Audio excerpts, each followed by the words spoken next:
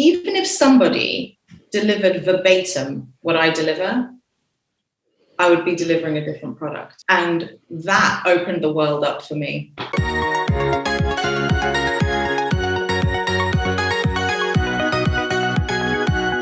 Hi, I'm Shahroo, and I help people to change their habits by being nicer to themselves through books and coaching and workshops. Shahroo, thank you so much for joining me on the podcast. Thanks for having me. This is brilliant. I'm happy to be here. We were obviously just talking off air about kind of this Zoom life that we're living in, and what a privilege it is to be able to connect with people in, ways that we used to have to wait to do in person. And I'm loving being able to have these conversations, and I'm so excited to be able to share your journey with our audience. And I think it's really nice to begin with kind of framing and creating a bit of context for around who you are and your journey and your story. Let's talk a little bit about kind of when you were younger, what were you aspiring to become as far as your career? And then I guess if you can kind of talk a little bit too about kind of what framed the eventual decision that you would move into psychology and behavior as well. Yeah, do you know what? I was one of those people who had lots of different ideas of what I was going to do. At one point, I wanted to be in musical theatre.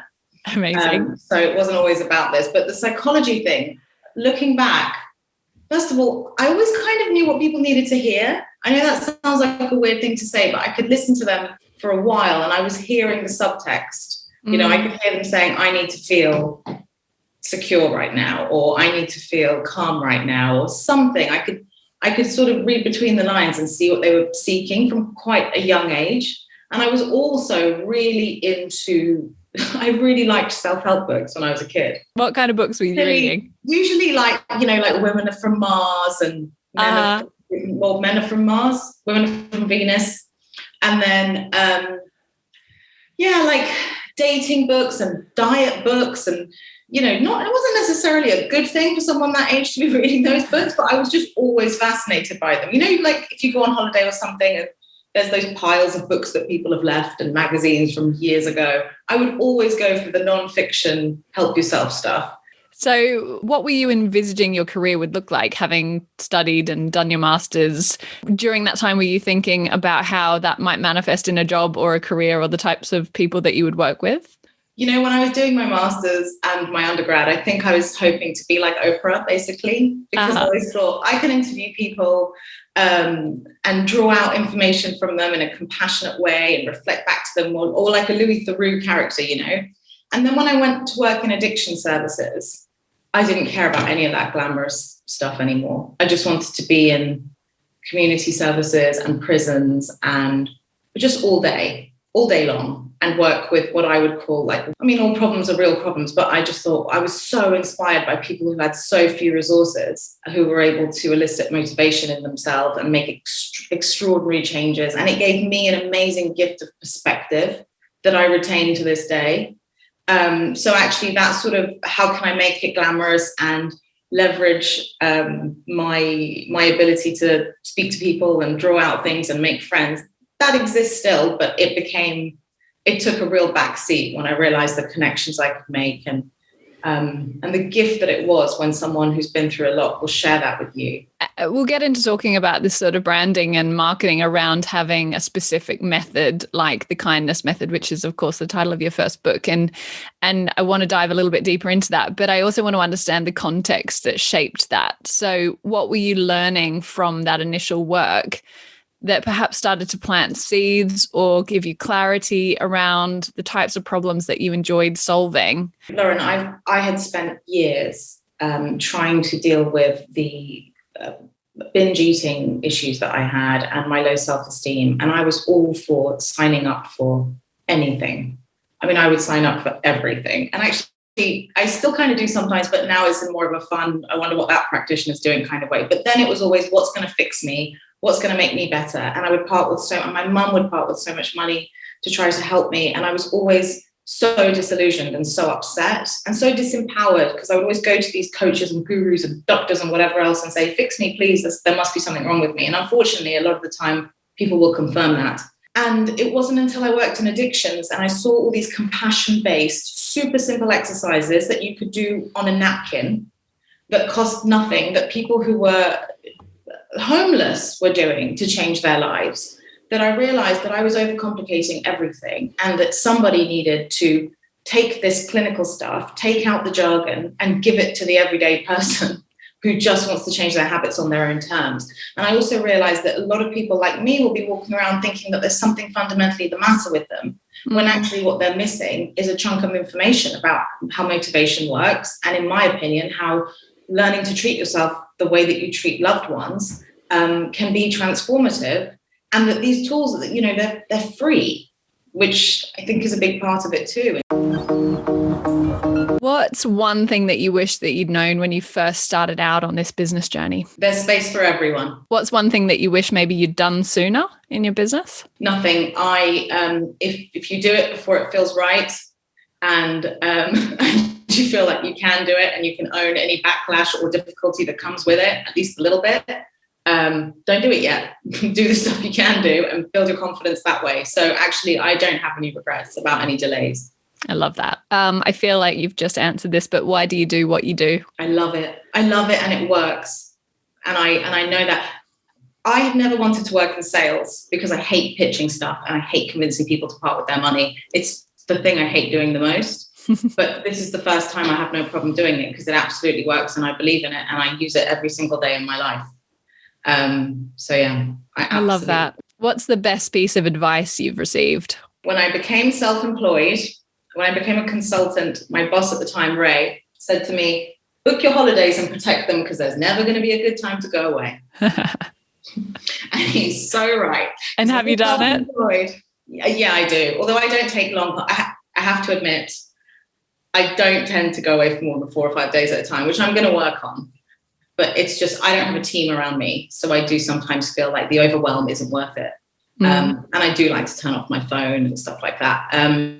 But yeah, he said, and that was so true, because there is never a good time to go away. And when you're not earning a salary every day, you're like, I've actually lost a lot of money today being on this holiday. It's not just that I've spent a bit, I've lost an extraordinary amount of money. And then you'll get people coming in and saying, hey, do you want to do this? And you have to be like, no, I'm going on holiday. So yeah, book your holidays and protect them, because there will never be a good time. I love that. And it's so true. The to-do list never ends when you run your own show. I'd love to unpack that a little bit more, because so many of my clients come to me looking for greater confidence in themselves.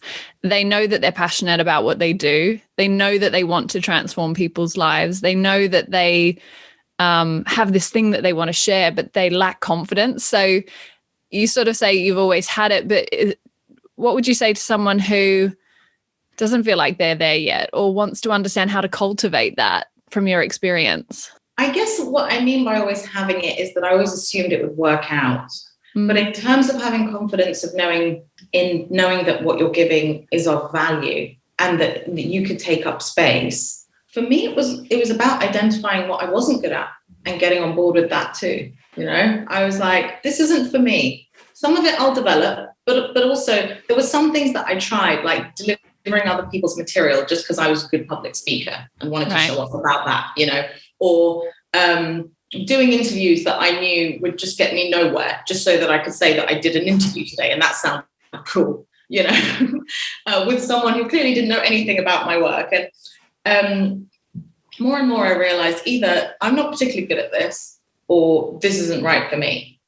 And it wasn't until I did that I was actually much more confident saying what I was good at, and really focusing on that and focusing on nourishing that. Because otherwise I was just, and also realizing, I think, and this is quite a recent realization, that even if somebody delivered verbatim what I deliver, I would be delivering a different product. And that opened the world up for me. Yeah, I mean, that is that you are unique just by virtue of being you, and you don't have to try to be you. You are naturally just you, right? Exactly. Like, I've made a friend recently who's become such a dear friend, Dr. Heather McKee, who you may well know. Oh, I love Heather. She's just the nicest. She's amazing. We've become really good friends. And Heather, of course, is a doctor. And we have the same job and we do the same thing. And I was like, a doctor. like the scary 2 letters that I'm afraid that I don't have at the beginning. And Heather will talk to me about books, and I'll talk to her about evidence-based, and I will see the way that Heather delivers, and I will see that there are people who would far prefer to hear this message from her. And I know that there are people who would far prefer to hear this message from me. And when you get on board with the fact that you're not here for everyone, everything becomes so much more generous as well. It just feels like there's so much space for everyone to do well. And her success is my success. And it's absolutely lovely when you realize that you're not behind, because no one's in a rush to try and be exactly like you. So, and even if they were, it isn't going to work. Yeah, I mean, 2 really powerful but very simple mindset shifts that generate confidence. And then, competence also comes from greater confidence as well, just practicing what you do, getting that experience. I mean, you said before you've worked with thousands of people. That's what builds confidence as well, right? It's just getting good at your job by doing it.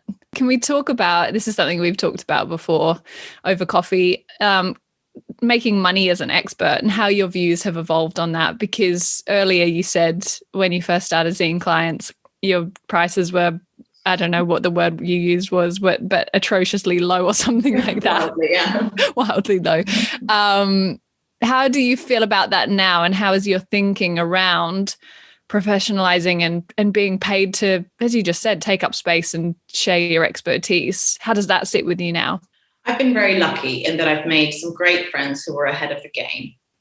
So, for example, people like Chloe Brotheridge, who I know that you've worked with, and Hazel Gale, who wrote the Mind Master Solution, and Tony Jones, who does self-help, and Toral Shah, and like all these people who were so, and all the people, Natasha Devon, I mean, all these people who were so ahead of the game and got so behind the kindness method that I got to have all these conversations around money, because I was like, how are you charging people to help them? Because I was just, oh my God, this is horrible. And then, because I always came from the third sector or from health and social care, so I never had to worry about that. And I didn't know if I was good at my job yet either. And everyone taught me different lessons about that. Like, look, you need to understand that people associate value with this, and also you're going to step up as well. Right now, you're creating a safety net by charging so little, and there's almost a part of me thinking, well, then if I don't do a good job, then it's okay. Right. So it really helped me level up in that sense. The other thing is, as I say, to be perfectly honest, the more and more effective I saw it to be, the more I had no problem saying, I want to charge more for it. The other thing that I learned, which was really interesting, so the 8-hour workshop that I told you about earlier? Yep. I managed to tweak, and learn that so well that I can deliver it in an hour and a half. Now, in my head, I thought, well, you can't charge more for giving an hour and a half than you can for 8 hours. And then I realized, yeah, you can.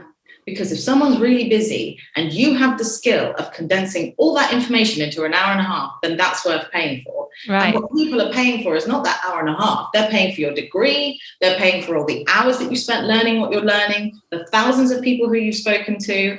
And the other thing is, my heart truly, if I'm honest, is in young women in addiction and refugee work. Shahroo, thank you so much. It's been so fun chatting to you, so refreshing, so much wisdom, practical advice, and just candidness about your journey. And I truly appreciate that. And I know our listeners will as well.